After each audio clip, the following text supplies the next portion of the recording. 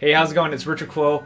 Today we're going to talk about how do you deal with rejection. First of all, if you're someone who is going through rejection, I want to give you a lot of props for looking and finding videos like this because, I recently went through rejection, and I'll tell you from firsthand experience, I know how difficult it is to go out there and try to do things to improve your situation. Like lots of times we just want to sit in our own sadness and just murk in it because it feels comfortable. So congratulations to you and thank you for taking the action for yourself. So I think the best way to help you and maybe give you a few pointers on how to get over rejection is to just share personal stories. And through sharing my personal story, I think you might be able to figure out a few things for yourself. Okay, so that's what I'm going to do.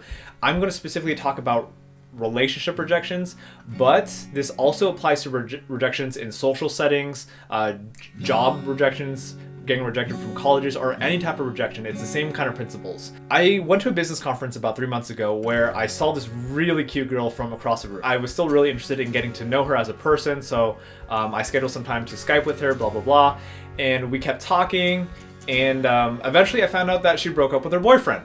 And at this point I was like, okay, you know what? I want to give her her space. She just broke up with her boyfriend, blah, blah, blah. But at the same time, I still want to get to know her as a person and to see if there's anything there. And we had a really good conversation. I felt like it went really well. I get back home and I text her, made it home. Thank you so much for such an incredible hike, dinner, and conversation with you. Thank you for sharing your story so close to home. It really means a lot, and I can't wait to learn more about you. Have a great night, and we'll schedule some time to rock climb shortly.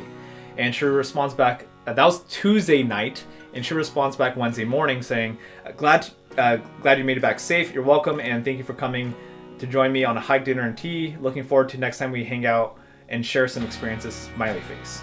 I message her back right away, and I say, is there a good time for rock climbing next week for you? There's a really great Groupon place close to me. I'll play for dinner, and since you have to drive all the way up here. That was about Wednesday 11 a.m. and she didn't respond for the whole entire day, which I thought was kind of weird because, I mean, we had a good time and she was kind of communicating. At this point I was like, okay, you know what, she's probably not really interested. I have no idea what's going on. At this point I had really strong emotions for her, and I didn't feel like it was fair for me to just keep it bottled up inside. So I actually called her the next day, and I knew she wouldn't pick up. It was really early in the morning, 7 a.m. I knew she wouldn't pick up, so I left a voicemail and I knew she wouldn't check in until she needed to. So I just left a voicemail. I said, I told her she was attractive, and I was looking forward to the next time we were talking. And she didn't respond for a while, like maybe 4 or 5 hours.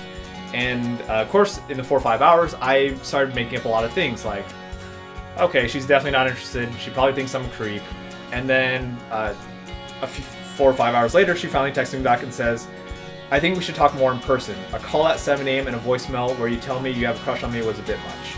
I've been dating someone for a few weeks and in the middle of deciding if I'm going to pursue it exclusively, so that's been on my mind. Since we haven't spent much time together in person, it's hard to gauge our compatibility. And I respond back, thank you for your honesty. I understand where you're coming from better now. Anyway, let me know when you want to hang out. Again, this was on Thursday, and she doesn't respond for another 1 or 2 days. And at this point I was like, okay, she really doesn't want to talk to me anymore. I felt really frustrated. I felt really sad. I felt really rejected because I felt like we had a good time on Tuesday, and now she thinks I'm a creep or something. I ended up sending a message to her on Saturday around noon saying, hey, I understand you need some time to think about this, and let me know when you're ready to talk. So I kind of put the ball on her side of the court, and that way I didn't have to worry about it. The bad thing is, by putting the ball on her side of the court, my side was still unresolved. I was like, oh my goodness, if she doesn't respond for 1 week or 2 weeks, then I'm just gonna feel this like, oh, rejection, like she doesn't want to talk to me anymore. So at that point on Sunday, I finally realized this. I said, you know what, I need kind of closure for myself. So I said, maybe we Skype later tonight. There's been a lack of communication. I just want to understand the situation better. Let me know when's a good time for you after 9. She actually calls me back within a few minutes and we talk. And what I found out was actually for the past 3 days, she was kind of holding off. She was kind of holding off for like an ultimatum decision for herself. And also she was really busy hanging out with the other guy and trying to make that decision, which is cool. I'm cool with that. I would say the biggest lessons I learned from this whole situation is that we can't let our rejections define our self-worth, because this whole time I was really waiting on her response, and I was like, oh my goodness, like why won't she respond to me? And I felt rejected. And what I've come to realize throughout these whole days and just feeling so much stress in these past few days was that we get to value ourselves more than that. We can't depend on certain people to define who we are. So there's that phrase, there's plenty of fish in the sea.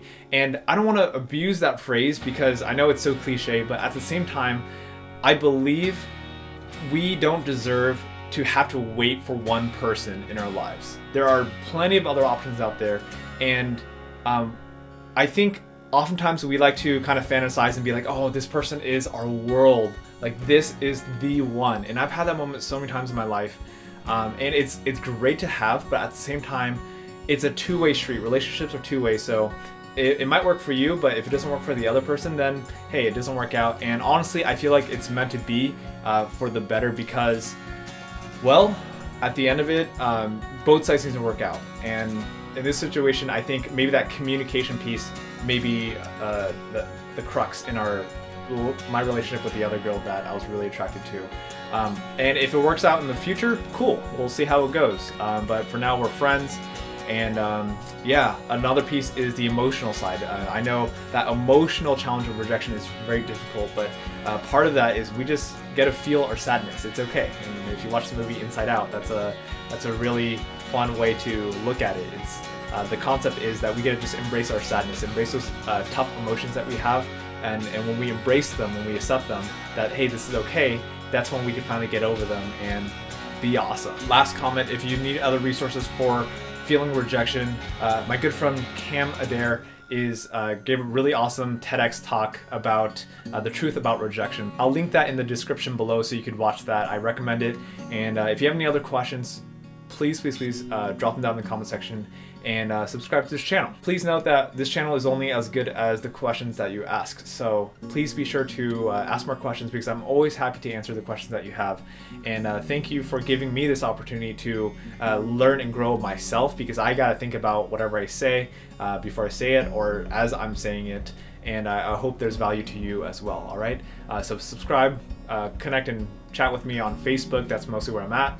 And yeah, thank you so much and have a wonderful day, okay? See you next week. Peace!